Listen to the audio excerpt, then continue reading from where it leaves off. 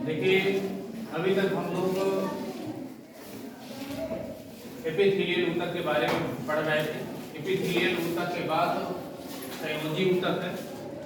संयोजी ऊतक के बारे में आपको उसकी परिभाषा क्या होती है बताया गया है। इसके बाद भी संयोजी ऊतक ऐसा ऊतक होता है जो अंगों को अंगों से जोड़ता है या अंगों को अन्य ऊतकों से जोड़ता है। ऐसे ऊतक को हम संयोजी ऊतक। संयोजी ऊतक में कोशिकाओं की संख्या कम होती है, जबकि उसके अंदर जो कोशिकाओं के बाहर जो पदार्थ होता है जिसको हम ऊतक द्रव्य के नाम से जानते हैं, ऊतक द्रव्य की मात्रा ज्यादा होती है और ऐसे द्रव्य को हम मैट्रिक्स के नाम से जानते हैं। यह मैट्रिक्स सघन भी हो सकता है, जेलीनुमा भी हो सकता है, कठोर भी हो सकता है, सघन भी हो सकता है, कई तरल भी हो सकता है, कई तरह का होता है मैट्रिक्स। इस तरह से अगर देखा जाए तो संयोजी ऊतक रचना के आधार पर यह संयोजी ऊतक तीन प्रकार का होता है। वास्तविक संयोजी ऊतक, कंकालीय ऊतक, कंकालीय संयोजी ऊतक और संवहन या तरल संयोजी ऊतक। इंग्लिश में जिनको क्रमशः connective tissue proper, skeletal connective tissue और लास्ट वन है वैस्कुलर या फ्लूइड कनेक्टिव टिश्यू। इस तरह से संयोजी ऊतक तीन प्रकार का होता है रचना के आधार पर। ठीक है, अब हम बात करें वास्तविक संयोजी ऊतक की। तो वास्तविक संयोजी ऊतक जो होता है यह तीन प्रकार का होता है। सामान्य ढीला संयोजी ऊतक, इंग्लिश में सिंपल लूज कनेक्टिव टिश्यू। दूसरा होता है सघन तंतुमय संयोजी ऊतक, इंग्लिश में डेंस फाइब्रस कनेक्टिव टिश्यू। और लास्ट वन होता है विशेषीकृत संयोजी ऊतक या स्पेशलाइज्ड कनेक्टिव टिश्यू। इस तरह से जो वास्तविक संयोजी ऊतक होता है ये तीन प्रकार का होता है। Simple loose connective tissue, dense fibrous connective tissue और स्पेशलाइज्ड कनेक्टिव टिश्यू। सामान्य ढीला संयोजी ऊतक को हम अंतराली ऊतक के नाम से भी जानते हैं, जिसको अंग्रेजी में एरियोलर टिश्यू के नाम से भी जाना जाता है। एरियोलर टिश्यू के नाम से जाना जाता है।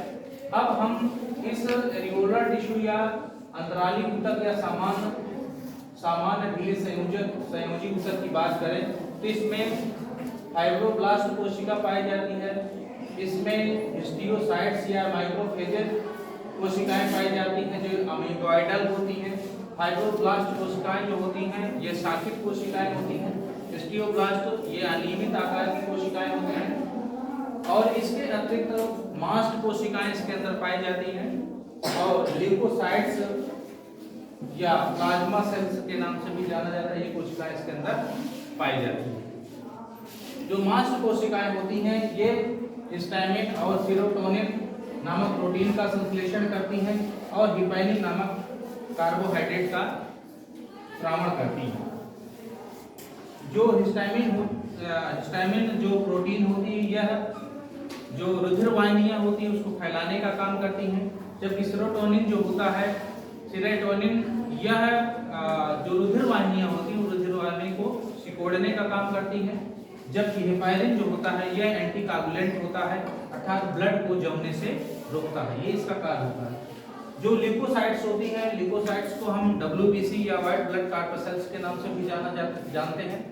ये एंटीबॉडी का निर्माण करती हैं और जब ल्यूकोसाइट्स पुरानी हो जाती हैं तो उनको प्लाज्मा सेल्स के नाम से भी जाना जाता है। बात इतनी समझ में आई। अब इस तरह से एंटीबॉडी का कार्य होता है शरीर की इम्यूनिटी सिस्टम को बढ़ाने का कार्य करती हैं। जो भी एंटीजन शरीर के अंदर प्रवेश करते हैं उनको मारने के लिए ये कार्य करते हैं, जिसके बारे में जब हम ये तरल संयोजी ऊतक के बारे में बताएंगे तो वहां पर आप इसके बारे में विस्तार से आपको बताया जाएगा। अब इसके बाद ये रहा हम अंतराली ऊतक की बात। तो अंतराली ऊतक में ये इतने प्रकार की कोशिकाएं पाई जाती हैं। इसके अतिरिक्त दो प्रकार के तंतु पाए जाते हैं जिनको हम कहते हैं व्हाइट कोलेजन फाइबर और येलो इलास्टिन फाइबर। एक और होता है रेटिकुलर भी होता है।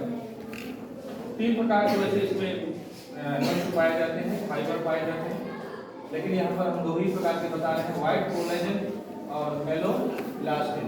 व्हाइट कोलेजन जो होता है यह शाखा विहीन होता है और बंडल में होता है, जबकि येलो इलास्टिन जो होता है यह इलास्टिक नेचर का होता है, अर्थात तनता है और साथ ही साथ यह शाखित होता है। जैसे कि इस डायग्राम में दिखाया गया है, जो एलो जो इलास्टिन टिश्यू फाइबर होता है, यह शाखित दिखाया गया शाखाओं में। जो व्हाइट फाइबर दिखाया गया है, यह बंडल में दिखाया गया है। जरूरी नहीं कि हम जितना बनाएं डायग्राम उतना ही, ज्यादा कम भी हो सकता है।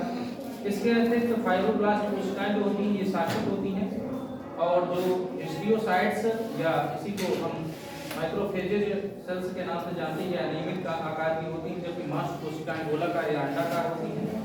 ये भी गोलाकार और अंडाकार लिम्फोसाइट्स या मांस कोशिकाएं होती हैं।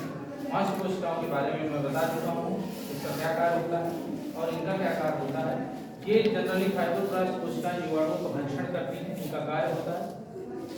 इस तरह से ये रहा एरियोलर या अंतराली ऊतक के बारे में कि इसका क्या कार्य है, क्या काम करता है। इसके अतिरिक्त हम दूसरे नंबर पे देखें सघन तंतुमय संयोजी ऊतक। सघन तंतुमय संयोजी ऊतक दो प्रकार का होता है। एक होता है व्हाइट कोलेजन कनेक्टिव टिश्यू के नाम से जाना जाता है। यहाँ पर व्हाइट कोलेजन टिश्यू यहाँ भी पाया जाता है, लेकिन दोनों टिश्यू में अंतर होता है। ये टिश्यू, इसके जो फाइबर होते हैं, तंतु होते हैं, पतले होते हैं, जबकि इसके जो होते हैं यह मोटे होते हैं। साथ ही साथ इस व्हाइट कोलेजन टिश्यू में बीच बीच में फाइब्रोब्लास्ट कोशिकाएं भी पाई जाती हैं। ठीक है। इसके अतिरिक्त जो येलो इलास्टिन कनेक्टिव टिश्यू होता है, इसकी तुलना में, इस येलो फाइबर टिश्यू की तुलना में ये थोड़ा सा मोटा होता है। ये क्या होता है? मोटा होता है। इसका जो फाइबर होगा, तंतु होगा, ये पतला होता है, इसका फाइबर मोटा होता है, ये भी शाखित होता है। और ये जो होता है व्हाइट कोलेजन टिश्यू, ये टेंडन का निर्माण करता है। इसका टेंडन का निर्माण करता है, और जबकि ये जो है यह लिगामेंट का निर्माण करता है। लिगामेंट का निर्माण करता है। जो एलो इलास्टिन कनेक्टिव टिश्यू होता है, यह लिगामेंट का कार्य करता है। लिगामेंट का जो काम होता है वह हड्डी को हड्डी से जोड़ने का कार्य करता है। हड्डी को हड्डी से जोड़ने का कार्य करता है, जबकि टेंडन का कार्य होता है, यह हड्डी को हड्डी से भी जोड़ता है और हड्डी को जो है मांसपेशियों से भी जोड़ने का कार्य करता है। बात समझ में आ रही है?